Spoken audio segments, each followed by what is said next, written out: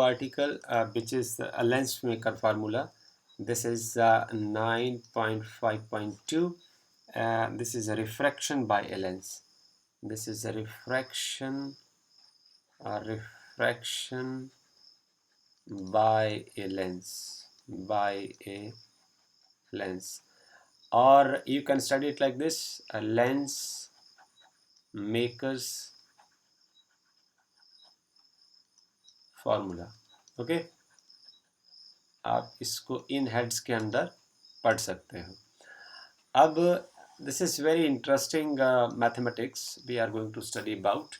पहले हम आपके साथ एक इमेज ऐड करते हैं कि लेंस मेकर फार्मूला में हमारे पास एक लेंस होगा. We will have a lens and then how the image formation will then takes place in the lens. So first हम ये देखते हैं कि देखिए, आप इस डायग्राम को ज़रा देखिए. Will try to see this diagram just. देखिए, इस डायग्राम में हम जस्ट समझना है कि इस डायग्राम में क्या होगा, फिर हम आगे देखते हैं कि क्या होगा क्या नहीं. देखिए, ये पॉइंट साइज ऑब्जेक्ट होगा, वन थिंग, और इसका जो distance from the optical centre, now we have discussed earlier also, this will remain u, and the distance from the image to the optical centre will remain v. अब देखिए, रे of light जो है ये point object है, और जो image भी जो हो पॉइंट इमेज नेचुरली ही होगा. ओके, इस डायग्राम में आप ऐसा देख रहे हो. अच्छा, ओके, सो ए रे ऑफ लाइट जो है वो ऑब्जेक्ट से जाएगी, it will strike eight this point. So this actually the रे diagram is not like this. हम क्या करेंगे, इस रे डायग्राम को ब्रेक कर देंगे, और हम अपने प्रीवियस नॉलेज का इस्तेमाल करेंगे. इसको हम कुछ दो पार्ट्स में ऐसे ब्रेक करेंगे. इसको हम स्टेप में भी तोड़ के आपको बताएंगे कि पहले केस में क्या होगा कि रे ऑफ लाइट ऐसे तो जाएगी नहीं. रे of light will strike eight this point. वो n1 पॉइंट के ऊपर स्ट्राइक करेगी, और यहाँ से यहाँ वो रिफ्रैक्ट होगी. ओके, सो जहाँ हमें एक नॉर्मल की ज़रूरत होगी, और ये पॉइंट जो होगा वो centre of curvature of one part हो जाएगा. और जब वो यहाँ जाएगी, ये भी इसका एक्चुअल रे डायग्राम नहीं है, यहाँ भी ये स्ट्राइक करेगी, और उसके लिए भी यहाँ हमें एक नॉर्मल की ज़रूरत होगी, और ये जो पॉइंट हो जाएगा वो C2 हो जाएगा. Okay, so this is the centre of curvature of the second phase. Okay, इस फेज का जो सेंटर ऑफ कर्वेचर होगा वो C2 होगा, और इस फेज का जो सेंटर ऑफ कर्वेचर होगा वो C1 होगा. बट इस प्रोसेस को हम फिर आगे स्टेप में समझना चाहते हैं, तो ये दो स्टेप में होगा. The geometry of the image formation, this is by a double convex lens, and the image formation can be seen in terms of two steps.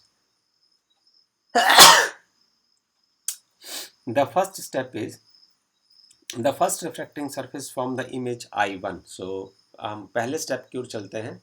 इसके लिए हमें नेक्स्ट पेज पर चलना होगा. देखिए, पहले स्टेप में क्या होगा,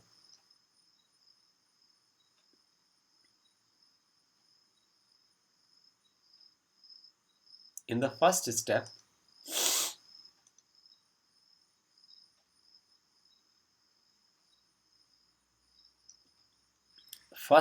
में हमारे पास कुछ इस तरीके का मैथमेटिक्स घटेगा कि हमारे पास क्या था, हमारे पास डबल कॉन्वेक्स लेंस है, और उस डबल कॉन्वेक्स लेंस में हमने ये देखा कि हमारा जो लेंस था वो इस तरीके की फॉर्म का है. Okay, our lens is of this, our lens इस तरीके का है. बट एक्चुअली हम क्या करते हैं, अब इसका हम ये वाला पार्ट सबसे पहले चूज करते हैं. We will choose only this part, right. So देखिए, इसमें एक्चुअली क्या हो रहा है, जो एक्चुअल रे डायग्राम होगा वो कैसा होगा. Our object which is of point size located at this point, यहाँ से एक रे ऑफ लाइट जाएगी, and it will strike at the interface of the rarer and denser medium at this point, and the point of incidence is n1. और यहाँ से ये normal हो जाएगा. नॉर्मल बनाने के लिए, इस पॉइंट ऑफ इंसिडेंस से नॉर्मल बनाने के लिए हम क्या करते हैं, इसको सेंटर ऑफ कर्वेचर से जोड़ देते हैं. Will connected the centre of curvature, और ये हो जाएगा कर्व ऑफ दिस पार्ट, ये इस पार्ट का सेंटर ऑफ कर्वेचर हो जाएगा C1। यहाँ कोई पॉइंट आप n ले लीजिए, तो यहाँ आपको सेंटर ऑफ कर्वेचर की ज़रूरत पड़ेगी और एक कर्व का सेंटर यहाँ हो जाएगा। अब रे ऑफ लाइट क्या करेगी, now it is going from rarer to denser medium, it is going from rarer to denser medium, then it will bend towards a normal. तो यदि मान लो कि अब यहाँ डेंसर मीडियम ना होता, यदि डेंसर मीडियम ना होता तो आपकी जो रे ऑफ लाइट है वो कुछ इस रास्ते पर चली जाती, but now it will bend towards a normal, ये नॉर्मल की ओर मुड़ गई और उसके बाद ये प्रिंसिपल एक्सिस के साथ इंटरसेक्ट करेगी, और इसका ओनली दिस फेस का, इस फेस की वजह से जो इमेज है वो यहाँ बन जाएगा। तो हमारे पास अब जो सिचुएशन नहीं आती है, अब हमने अलग अलग इमेजेस का मैथमेटिक्स किया है, और ये सिचुएशन है the image formation by the convex refracting surface when the object lies in the rarer medium. तो इसका मैथमेटिक्स कुछ इस तरीके का हो जाएगा, ये पढ़ा था हमने, इसका मैथमेटिक्स है -n1 upon u plus n2 upon v is equal to n2 minus n1 upon, now it is not r, it is r1। ये इस इमेज की इक्वेशन हो जाएगी। इस रिफ्रैक्टिंग सरफेस के लिए जो हमारा फार्मूला हो जाएगा, मैथमेटिक्स हो जाएगा, वो कुछ इस तरीके का हो जाएगा। इसको आपको यूज़ करना है। ओके, सो नाउ अब हम सेकेंड सरफेस की ओर चलते हैं। नाउ दिस पार्ट इज, इसमें एक बात ध्यान रखनी है, यदि हम इसको प्रैक्टिकली यूज़ करना चाहते हैं तो basically this is not the position of the image, ये इमेज की पोजीशन नहीं होगी, इसलिए हम इसको V नहीं लिखेंगे। सो दिस पार्ट इज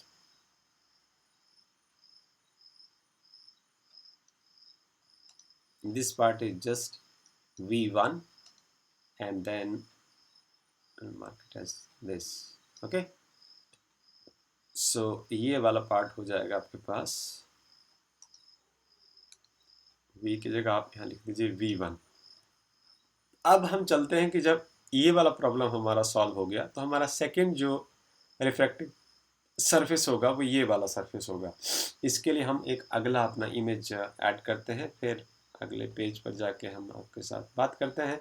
ये देखिए हम अगले पेज में चलते हैं और दूसरे सरफेस के ऊपर अब सिचुएशन कैसी रहेगी हम उसकी बात करते हैं।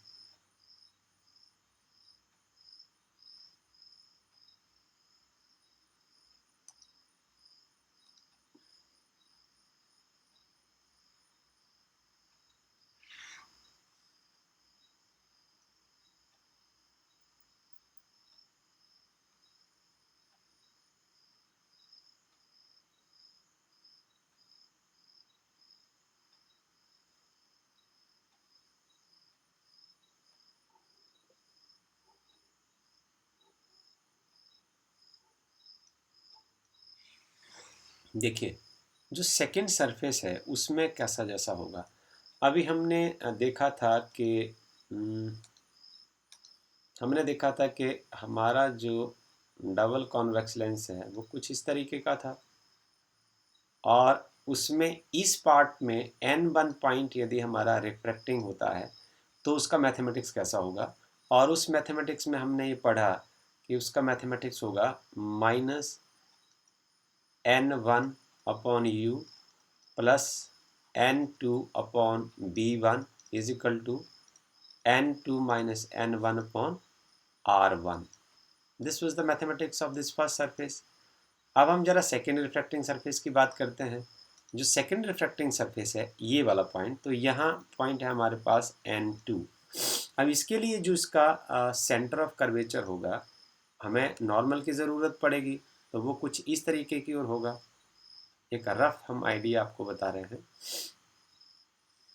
ये मान लीजिए आपका जो प्रिंसिपल एक्सिस है तो इसकी हमें ज़रूरत पड़ेगी, तो ये पॉइंट हम यहाँ से कुछ मार्क कर देते हैं, ये इस तरीके से आ जाएगा। Okay, so this is the angle of incidence.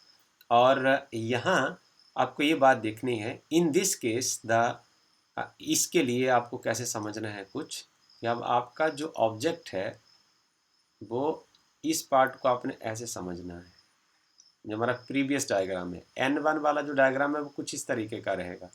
Okay, सो इससे जो आपका इमेज बना था लाइक दिस I1 पॉइंट के ऊपर, अब वो थी पोजीशन B1। अब ये जो इमेज है, अब सेकंड सरफेस के लिए, इस सरफेस के लिए ये ऑब्जेक्ट का काम करेगा। तो इसके लिए हम एक फार्मूला लिखते हैं, जिसका फार्मूला होता है, इसको लिखेंगे हम, इसका मैथमेटिक्स क्या रहेगा, minus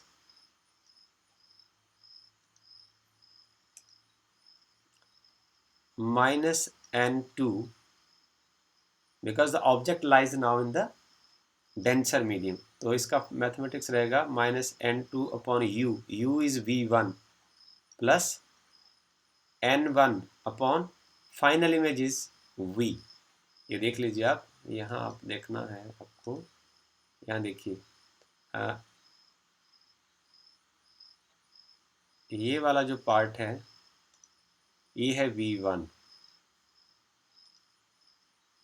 this part is v1। Okay, अब ये जो पॉइंट है ये n2 के लिए ये क्या बन जाएगा, ऑब्जेक्ट बनेगा। This will act as object. Okay, and this is the position of the image, final image, this is V. Okay, this is the thing to be learned, right? So आ जाएगा n1 upon V is equal to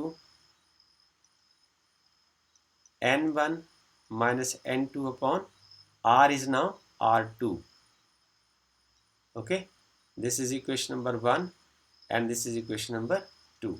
अब हम ऐसा लिख सकते हैं, by adding equation 1 and 2, by adding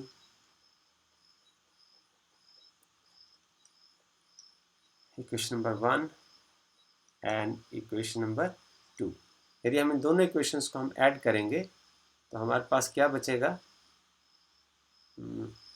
जो ये वाला पार्ट है ये इसके साथ कैंसिल हो जाएगा। You are left with minus n1 upon u and plus n1 upon v is equal to n2 minus n1 upon R1 and plus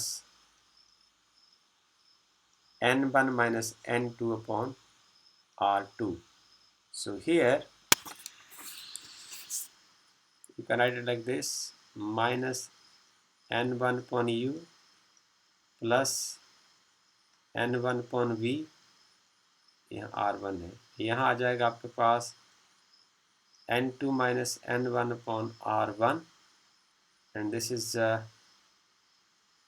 यहाँ से हम -1 कॉमन ले लीजिए, आपके पास बन जाएगा n2 minus n1 upon R2. So you can write it like this, minus n1 upon u plus n1 upon b is equal to, this is n2 minus n1 और अंदर ये बचेगा 1 upon R1 minus 1 upon R2. Okay,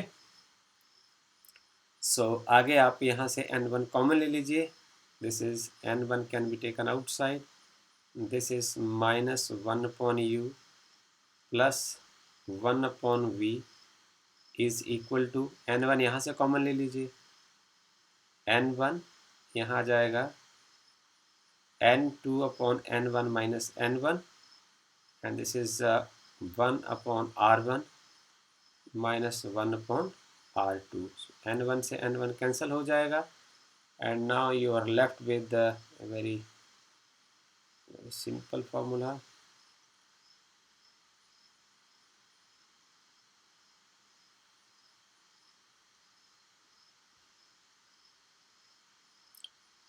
You are left with the minus 1 upon u,